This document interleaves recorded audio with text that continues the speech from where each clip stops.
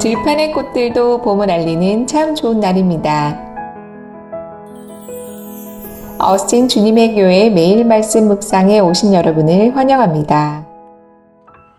네, 매일 말씀 묵상 오늘 우리에게 주시는 하나님 말씀은 사무엘상 30장 6절에서 8절 말씀입니다. 사무엘상 30장 6절에서 8절 말씀 함께 읽겠습니다. 시작. 백성들이 자녀들 때문에 마음이 슬퍼서 다윗을 돌로 치자 하니 다윗이 크게 다급하였으나 그의 하나님 여호와를 힘입고 용기를 얻었더라. 다윗이 아히멜렉의 아들 제사장 아비아달에게 이르되 원하건대 에봇을 내게로 가져오라. 아비아달이 에봇을 다윗에게로 가져가매 다윗이 여호와께 묻자와 이르되 내가 이 군대를 추격하면 따라잡겠나이까 하니 여호와께서 그에게 대답하시되 그를 쫓아가라. 내가 반드시 따라잡고 도로 찾으리라. 아멘.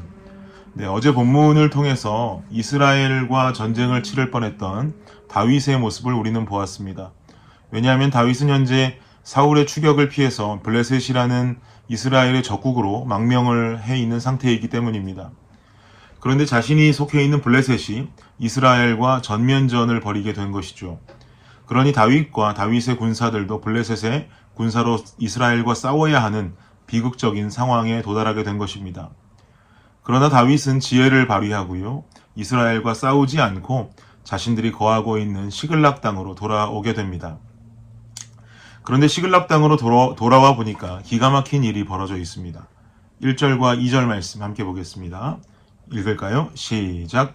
다윗과 그의 사람들이 사흘 만에 시글락에 이른 때에 아말렉 사람들이 이미 네겝과 시글락을 침노하였는데 그들이 시글락을 쳐서 불사르고 거기에 있는 젊거나 늙은 여인들은 한 사람도 죽이지 아니하고 다 사로잡아 끌고 자기 길을 갔더라. 다윗과 그의 사람들이 사흘 만에 시글락에 도착했습니다. 아벡에서 시글락으로 돌아오는 그 길의 거리는 약 90km 정도가 됩니다. 다윗과 군사들은 하루에 30km씩 걸어서 시글락에 도착하게 된 것이죠. 지친 몸을 이끌고 돌아오니 아말렉 사람들이 시글락을 침략했습니다. 동네는 불에 타고 있고요. 다행히 자기 가족들의 시체는 보이지를 않습니다. 늙은 여인부터 젊은 사람들까지 한 사람도 죽이지 않고 끌고 간 것이죠. 성경은 기록하기를 다윗의 2명의 아내 아히노암과 아비가일까지 끌고 갔다라고 기록합니다. 오늘 보면 4절에서 말하기를 4절 말씀 함께 한번 볼까요? 다윗과 그와 함께한 백성이 울 기력이 없도록 소리를 높여 울었더라 라고 말합니다. 이렇게 슬퍼하던 다윗의 사람들은 급기야 분노를 일으킵니다. 6절 상반절을 보면 백성들이 자녀들 때문에 마음이 슬퍼서 다윗을 돌로 치자 하니 라고 기록하고 있지 않습니까? 갑자기 다윗은 죽을 위기에 처해버린 것이죠. 그도 그럴 것이 다윗의 백성들은 다윗을 쫓아서 고국 이스라엘을 떠난 자들입니다. 고국을 버리고 블레셋에 들어와 사는 것도 참 이해가 되지 않은 슬픈 상황일진데 불과 3일 전에는 동족들인 이스라엘 백성들과 혈투를 벌일 뻔하기도 했단 말이죠. 다윗을 따르면서 이렇게 어려운 삶을 살고 있는데 이제는 자기 가족들마저 자기 자녀들마저 다 잃어버렸으니 그들이 화가 나는 마음도 충분히 이해가 갑니다. 그러나 다윗도 현재 정신 못 차리기는 마찬가지입니다. 많은 자신의 사람들을 이끌고 있는 리더의 마음은 오죽하겠습니까? 이런 어려운 상황 속에 나타나는 다윗의 행동을 우리는 한번 집중해 보길 원합니다. 그 행동 특징이 6절에 나타나는데요. 6절의 말씀 우리 다시 한번 함께 읽어보겠습니다.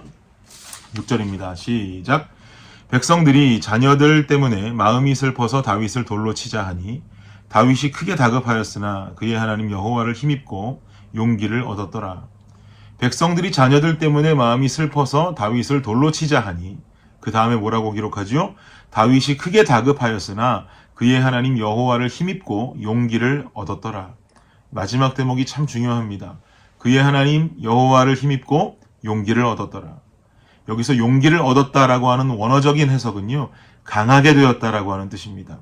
지금 6절 말미에서 말하고 있는 상황은 다급한 위기의 상황, 죽음을 맞이하게 될지도 모르는 이런 다급한 상황 속에서 다윗은 여호와 하나님으로 말미암아 강하게 되었다라고 하는 상황을 말해주고 있습니다. 그리고 나서 바로 다윗은 이렇게 명령합니다. 7절 보십시오.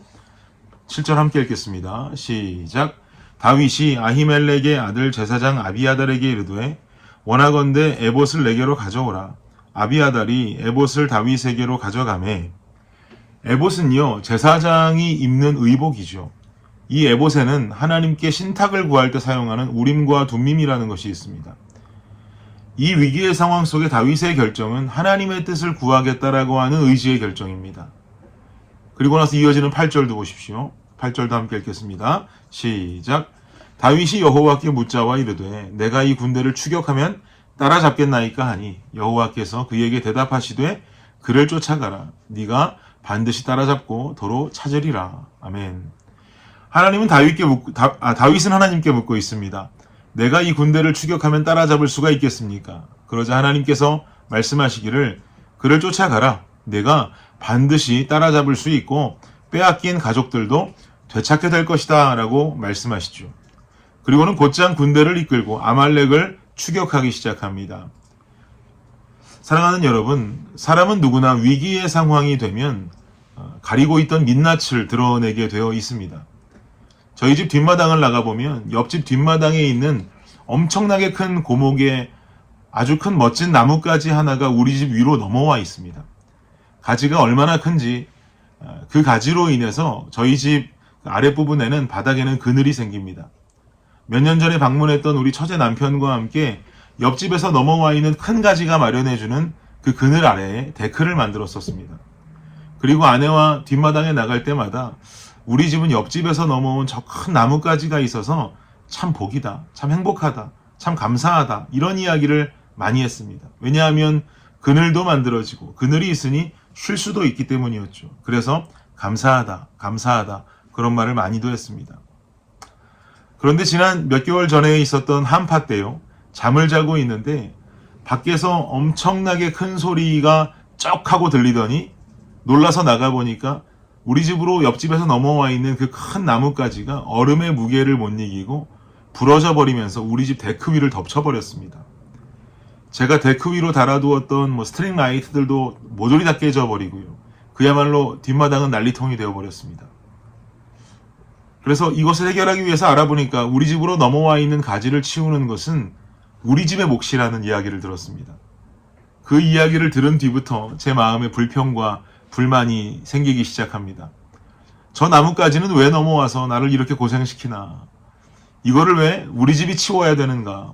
저 나무는 옆집 것이 아닌가? 불평을 하고 있는데요. 불현듯 제 마음속에 이런 생각이 들었습니다. 그 나무가 부러지기 전에 제가 했던 고백들이 생각나기 시작하는 겁니다. 그 나무가 만들어주었던 그늘을 보면서 감사하다, 감사하다, 행복하다 라고 말했던 제 모습이 떠올랐습니다. 여러분, 목사도 별 수 없더라고요. 제 자신에게서 간사한 민낯을 보게 되었습니다. 누구나 위기가 찾아오고 힘든 고난이 찾아오면 민낯을 드러내게 되어 있죠.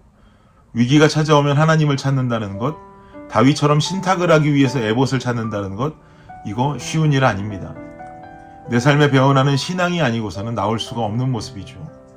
사랑하는 성도 여러분, 우리의 위기 속에 민낯이 드러났을 때 그 민낯이 믿음의 사람이 될 수 있는 요건은요, 일상 중에도 주님을 찾는 이 영적인 열심이 습관이 되어야 할 줄 믿습니다. 위기 상황에 기도하고 하나님의 뜻을 구하는 자는 위기가 아닐 때에도 하나님의 뜻을 구하고 기도의 무릎을 꿇는 자들인 줄을 믿습니다. 우리가 믿는 하나님은 급한 중에만 부르는 소방차가 아니라 언제나 함께하는 승용차와 같은 존재가 되기를 원합니다. 그분과 늘 함께하는 일상을 살아가면서 위기의 상황에도 강함을 주시는 하나님을 찾고 의지하며 살아갈 수 있는 우리 모두가 되기를 예수님의 이름으로 축복합니다. 기도하겠습니다. 하나님 감사합니다. 우리가 믿는 하나님, 위기 상황에만 부르는 소방차가 아니요 늘 하루하루 우리가 함께 다니는 승용차의 모습으로 우리가 주님을 믿기를 원합니다. 하나님을 찾는 모습이 우리 안에 그 영적인 열심으로 습관이 되어질 때 고통과 아픔이 찾아와도 주님 찾는 믿음의 사람의 민낯이 될 줄 믿사오니 하나님께서 우리의 삶을 그렇게 빚어가 주시옵소서. 감사합니다. 예수님의 이름으로 기도드립니다. 아멘. 수요일의 기도 제목으로 기도하겠습니다. 첫 번째, 교육부 및 청년 사역을 위해서 기도해 주십시오. 영아, 유아, 초등, 중고등부 교회 학교를 통해 어릴 때부터 복음을 만날 수 있도록 대학부 청년부 EM 사역을 통해서 영적 부흥이 일어나도록. 두 번째는요, 구역 예배 위해서 기도해 주십시오. 구역장들이 예배를 성령 충만함으로 인도하도록, 구역장들이 섬김을 통해 각 개인이 은혜와 복을 받도록 기도해 주시기 바랍니다. 마지막으로 선교사님들을 위해서 기도하실 때 네팔의 윤성철 선교사님, 터키의 하상욱 선교사님, 캄보디아의 빈태국 선교사님의 사역을 위해서 함께 기도해 주시기를 바랍니다. 기도합니다.